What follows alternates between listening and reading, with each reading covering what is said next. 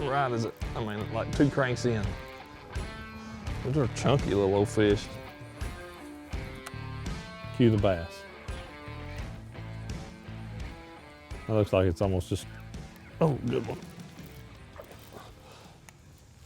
Anytime you're fishing below a dam, you know, finding a place, especially in the summertime, where you've got 2 ingredients, you know, the most current, hitting a place where there's some type of cover or some type of, you know, break in the current is what you want to, that's really where you want to be looking for, especially this time of year. Summertime, water's warm, and those fish, and they don't mind to be, truthfully, right in pretty heavy current. The only place there's much water coming through this dam, it looks like there's maybe a little bit trickling through over there maybe, but the bulk of it, the vast majority of flow is coming between these 2 gates right here. Then you've got that combined, there's kind of a little ledge that steps out here, out off of it, and that seems to be where those fish are holding. I've seen some bust, I've already caught a couple on a jig and different things, so I'm gonna try this with a square bill. Sometimes that reaction bite with a square bill can be your best bet. Yep. Oh, dang, he pulled off. Man, I smoked that off of a rock, dude, and he grabbed it. Dang it. Just had him for a second.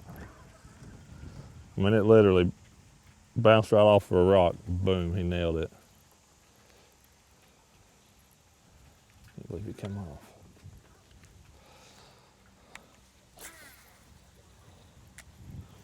One thing too, you know, with a crankbait, it's not like a jig or a bladed jig or even a spinnerbait, swim bait for that matter, where you can throw it just barely beyond where you're trying to fish. You know, with a crankbait, I've got to get it out far enough past my target to get it down to it. So even though I'm only wanting to fish halfway back the boat, that's why I'm making a long cast to get it all the way over there to where I can get the bait down to where the fish are at. It's making that bottom contact is what's going to get your bites for you. Feel like I'm bumping off a fish right there. I knew I was. Not a big one, but I knew I was feeling fish right there. Felt like a couple of them were bumping it and stuff. That one finally got a little bit. That's a green gizzard color in Rocco right there. That's the new one, just came out this year at ICAST. But that green gizzard, just a really natural shad color. This water's not clear, but there's a lot of little bitty bait. And sometimes when I feel like those fish are keyed in on smaller bait, you know, smaller than what my bait is, I'm gonna tend to use a more natural color than I would in this same color water, just because of that reason, because I know they're feeding on small bait. I've kind of always done that.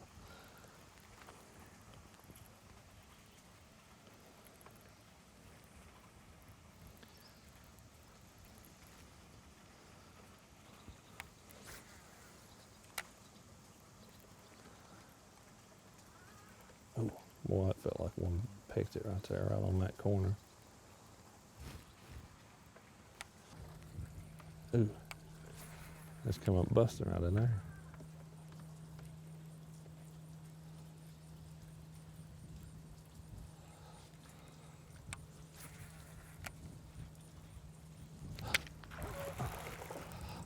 Little one, they'd actually come up feeding in there. Sometimes with that thing too, you want to kind of, if you're not making contact with something, kind of making your retrieve erratic anyway, you know, kind of twitching the bait, stop and go. Just doing different stuff with it, even if you're not actually hitting anything that's making the bait do that.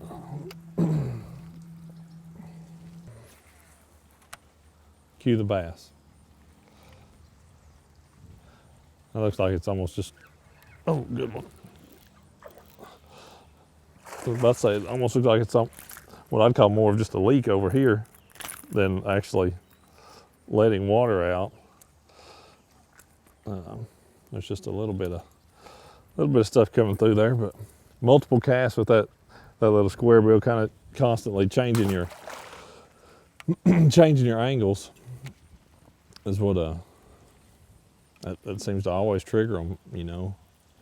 It's constantly moving around, throwing at the same place, but bring it left, bring it right, down the middle.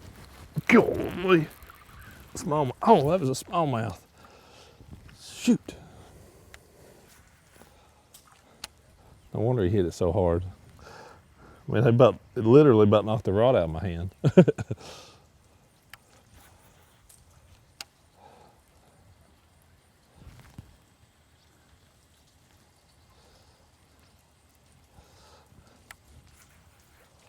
Because it was a little smallmouth.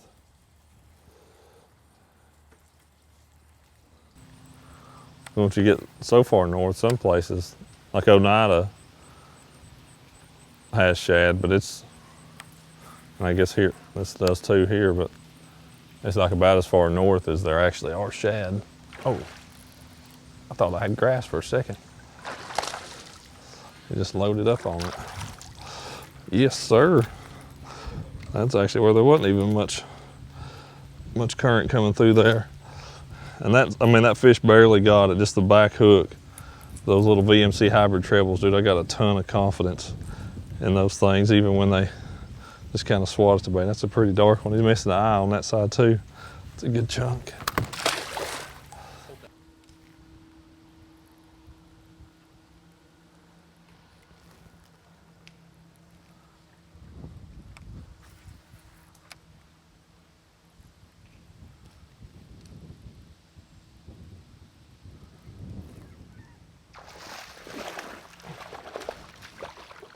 Now that one got it sideways. That's exactly how you want to see them.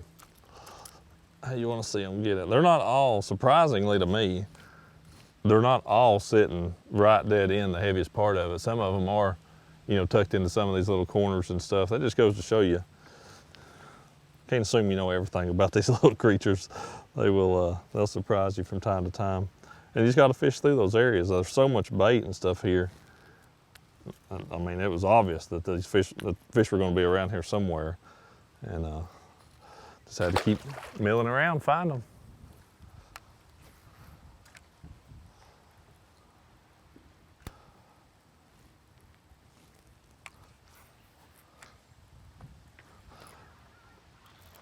Right as it, I mean, like 2 cranks in, right up against that wall.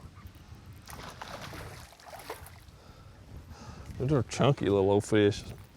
They're eating, I mean, the bait that's up here is little bitty, but they are chunky little dudes. Look at that. I mean, just solid, pretty little old river fish. Man, summertime, current, finding a place, you know, whether it's below a dam, river coming in, whatever, where you've got current, and then fishing a moving bait. So much of it in the summertime for me is about a reaction bite. And that's exactly what was going on right here. But taking little Rocco, taking that square bill OG, bouncing it off of that cover, you know, deflecting off of it. There's a bunch of rock under here, off the concrete, all that kind of stuff, dude. Getting those reaction bites. That was a really, really fun way to catch them, and it's something that I've done a lot in the summer. Seek out current, generate a reaction bite. That beats the summertime blues most days in my book.